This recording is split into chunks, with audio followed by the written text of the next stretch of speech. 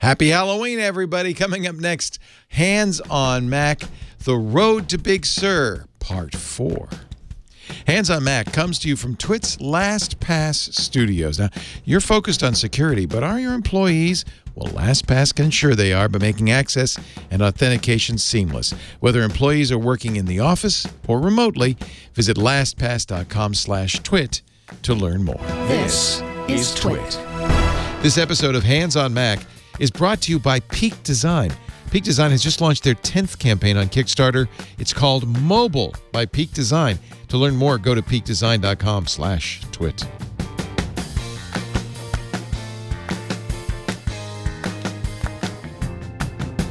All right. Hello, everybody. Welcome to Hands on Macintosh. Happy Halloween. You see my costume? It's very good. We a couple of caveats as we continue our road to Big Sur. This is episode 4 in this series. I don't know when Big Sur is going to come out. We're recording this a couple of weeks, October 17th, so it's a couple of weeks before November. My best guess is we're about a month before Big Sur comes out. I predict around November 17th. Nevertheless, this road to Big Sur is a process you're going to want to go through before you do the upgrade. Second caveat on this one, I am going to do a clean install. I like the idea of doing a clean install every once in a while with an operating system. It gets rid of all the old applications you've got installed. It gives you a fresh start. Actually, Macintosh does a very good job with its system installs. It takes your old system folder, your system files, puts them in the old system folder. In effect, gives you a clean system folder, a new system folder, yet tries to preserve your settings and your applications. You know, that's fine. Most of the time, and I just do that, and it works quite well. But every once in a while, I want to do a clean install. That is, wipe my drive and start over. And that's what this whole road to Big Sur has been about. Big Sur is a good time to do it. We're making a jump. It's now Mac OS 11. This is going to be support for Apple Silicon. The file system, APFS, is again a little bit more progress made with that. There's some pretty big changes. It is not one of the biggest operating system updates, but still, I think a good kind of place to plant your flag and say, okay, I want to do a clean install right now. Regardless, these are things you're going to want to do before you install, like last week's episode where you back up. Absolutely very important before you do a operating system install to make a complete backup of your system. And also, it's a time to take stock and think a little bit about what's on your system and what you want to keep as we go into Mac OS 11. And that's what this episode is all about, taking inventory, figuring out what we've got on our system. Now, I'm going to rely on some techniques that we've covered in previous Hands on Macs. So if you didn't watch our episode on getting to know your terminal, episode 4, you might want to watch that. I'm going to use Homebrew. So watch our Homebrew episode. I think that was episode 8. Watch our Homebrew bundle episode. That's the following episode where we talk about using a Homebrew bundle and creating a brew file. We're going to be able to use those techniques as part of our inventory taking this week. We'd like to have, after this is all done today, a list of everything that we have installed in our Macintosh, all the configuration files and system settings, so that we can kind of recreate our Mac when we do the install of Big Sur, the clean install. Remember, we're wiping the drive, so we are going to need to recreate everything. It's also a good chance to think about which of the applications you have installed right now you don't want to reinstall. There's probably a lot of stuff on your system you've installed over time that you don't use anymore. Maybe system extensions, menu items, even just applications that just take up space, add complexity, maybe even add some potential problems with compatibility. So this is a chance to start clean. That's why we do the clean install. The first thing we're going to do, if you watched our brew segment, our brew file segment, we talked about a really nice command line utility called MAS. That stands for Macintosh Application Store. It's a command line interface to the App Store. We're going to use MAS to update everything from the App Store we've installed.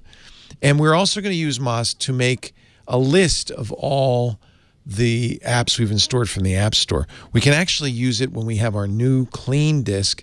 We can use a simple one-liner to update everything and install everything from the App Store that's not been installed. But you want to make sure you're installing the latest versions of everything. So let's use Moss first to make a list of everything we've got, to update everything we've got. In fact, this is a great time to, if you haven't done your brew update in a while, to do brew update and update all your command line utilities. We want everything to be on the latest version, especially before we go to Big Sur, because presumably many of those applications will have had updates. Next week, I'm going to talk about why you won't want to update Big Sur the day it comes out. Give it a week or two, and this is one of the reasons. Let developers put out updates, fix their software, stuff that doesn't work with Big Sur. Give them some time to do that. Then update your Catalina Mac. Make sure it's got all the latest versions. So our Big Sur installation will have fewer problems that way. So use Moss, M-A-S, to update your App Store. Use brew to update your command lines, brew upgrade. And then we're going to use the brew bundle command to dump out, to create a brew file of everything we've installed. And this will include everything we've installed on the command line and everything we've installed from the Mac App Store, thanks to Moss. Moss is a really great utility for that. So Moss list will list all of the programs I've installed from the App Store. And by the way, there's something interesting in this listing. Notice it has a number in front of the name of the app. There's also an app version. That number is specific to this version of this application. That's in fact what Moss uses to reinstall the application. It does it by number. So this is a list of all the things I've installed.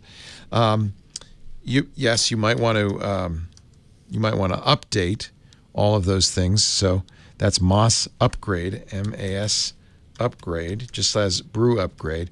Now once we've done all that, I've already done all that. I'm going to do brew, and this is the key command here. We showed this when we talked about brewfile.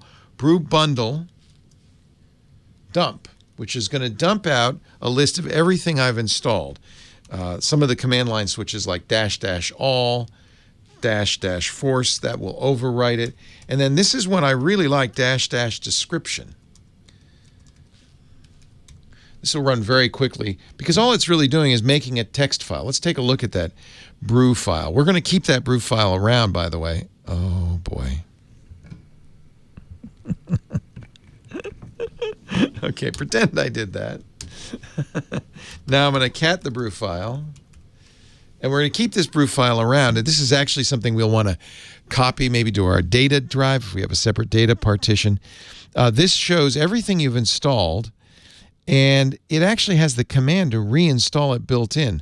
So when we install our new system, we're going to install brew. You'll have to do that manually, but then we'll be able to use the brew file to restore and reinstall everything we've installed from the command line and from the Mac App Store. So that's going to save us a lot of time. That's a really useful command. We also want to know about applications we've installed manually from websites downloaded by hand. To do that, there's no way that I know of, no good way that I know of to automatically reinstall those, and probably you don't want to. Just as we were going to do with the brew file, we might want to go through our brew file and take out any applications we don't want to reinstall. Let's make a list of all the applications we have installed here on our system. And this is just really a simple command line. ls, which is the directory listing, -la, and there's two different places applications are stored. There's the applications for the entire system, that's /applications, and then we're going to do it again for applications that are in my local applications folder. I'm just going to call this a text file called installed.txt. So this is going to, if I cat installed.txt, I'll see this is a list, just a directory listing of everything I've gotten installed. This is not automatable like the brew file is, but at least I have a list of everything I have installed. And again, you know, I might want to go through this list and edit out a few of the things. I'm not sure I want to reinstall everything that's here, but at least I know what I had installed. You might want to do the same exact command. Instead of writing it to install text, we're going to add it to install text. And I'm going to add this tilde here. That says, let me list out the applications that are local to my user ID. In fact, if I cat this again, you'll see there's a second section added. And this is stuff that's just in my user ID, the Brave browser apps, the Chrome apps, and for some reason, Synology NoteStation, instead of installing in the applications folder, has installed in my local folder. You do want to do that because there are a few maybe applications you've installed that for some reason go into your user applications folder. So now we have a text file listing all the installed applications. So just to recap, we've got a full inventory now. We've used brewfile to create a listing of all the command line apps, all the App Store apps, and we've just done this simple text command to make a file with all of the other apps we installed manually. We're going to keep those all somewhere safe, put them on a USB key, maybe put it on your data directory if that's not going to get overwritten, synchronize it, that kind of thing. Now, there's one other thing I do, and I'm going to mention this. I don't know if you have been watching all of our Hands on Mac, but a couple of episodes ago, episode 26, I talked about a program called SyncThing. I like to keep my configuration files synchronized between all my machines. I don't want to put those configuration files, sometimes they're called dot files. I don't want to keep, because they often begin with a period. I don't want to keep those in a public space because they may contain things like email passwords, private keys for GPG or SSH. I want to keep those somewhere safe. Perhaps you'll zip them up and password protect them and put them on iCloud. I use SyncThing for this because SyncThing doesn't put it on the cloud. It just copies my settings to each Macintosh. And you can decide whether you want to have the Macintosh automatically incorporate those settings or you want to just keep them there for safekeeping.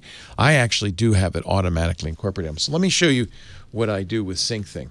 SyncThing creates a default folder, the source folder. I've renamed that to sync. So if I go to cd sync, this is a folder that I'm synchronizing. And notice, by the way, you're going to see some things you see that look kind of familiar. There's my brew file. I've synchronized that. Here's my dot files. And even here's my list of installed apps. I synchronized that. I also synchronized my SSH folder. There's other things I synchronize with SyncThing to keep track of them. Let's go into the dot files folder. That's actually a folder. Command line tools usually use, they're hidden files. I'll list them all. So command line programs usually save their settings in something called a dot file. What I've done is I've taken those dot files and I've put them in this synced directory. These are things like my Emacs settings, my GNU Privacy Guard keys, my settings for my IRC client, IRSSI, for my terminal program, Kitty, and so forth. These are kept synchronized, and I actually have a little program, you can see it right here, called Installed.sh. Installed.sh, I run when I'm installing a new system, will automatically symlink these individual folders, like GNUPG, into my home directory, so it renames it .GNUPG, and then changes made here in the sync folder automatically are changes to this Macintosh. That's because I want to keep the settings in sync across all my Macintosh computers. So this is a shell script I use. Anything beginning with a pound sign or a number of pound signs is a comment. You could ignore those. I'm going to create 3 variables. One is the dir variable. This is the directory where my dot files are stored. Actually, this is out of date. It would be tilde/sync/dot files. I'll modify that. This is the directory where I'm going to put my old dot files, just to back them up, dot files _old. And this is a list of folders or dot files that I'm going to link to.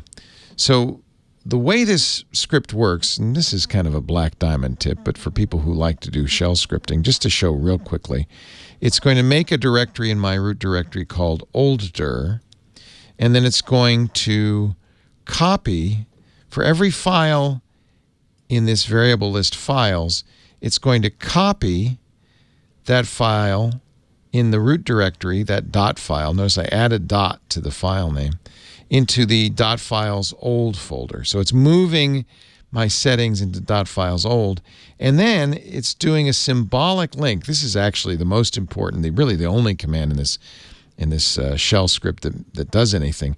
It's making a symbolic link to the file in the dot files folder, my synchronized dot file, to my home directory, and I notice I've prepended a dot to that file name.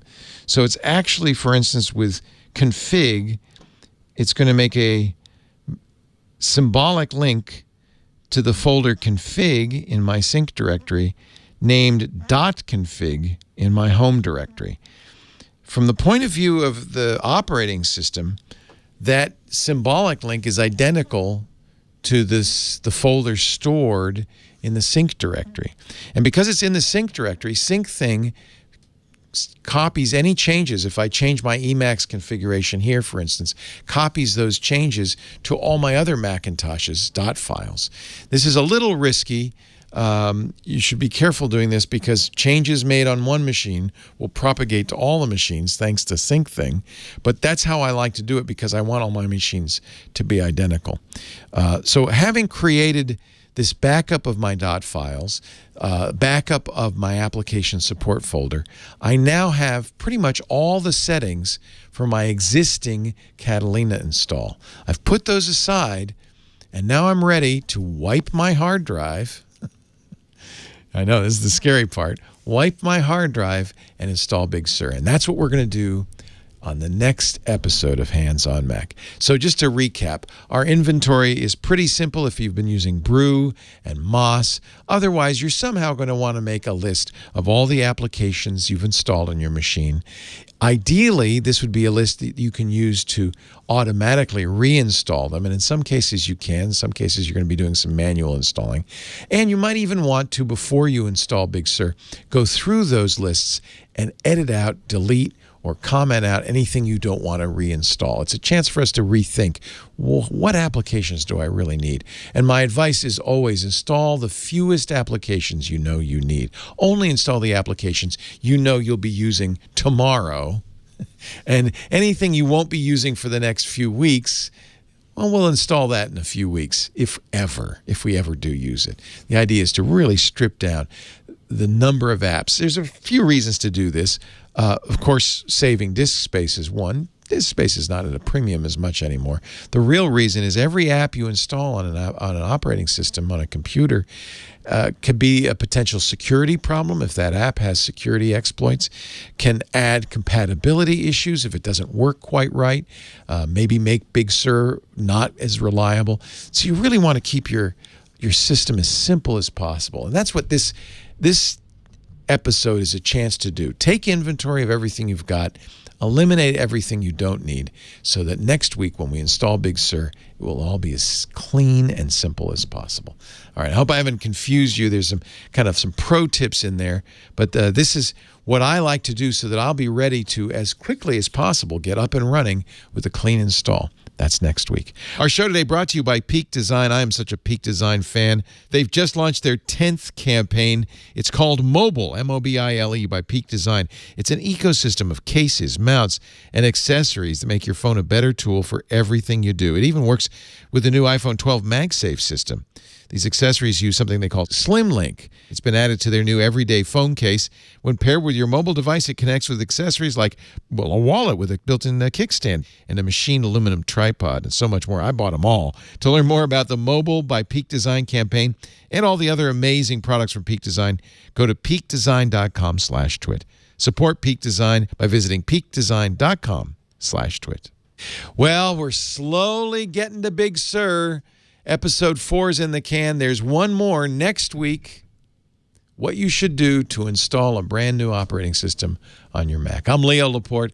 Have a great weekend. We'll see you next time on Hands on Mac. Want more Twit? Well, check out Hands on iOS, twit.tv/HOI, where I teach you all about iPhones, iPads, AirPods, Apple Watches, and so much more. If you want to get the most out of your device, then you got to check out Hands on iOS, twit.tv/HOI.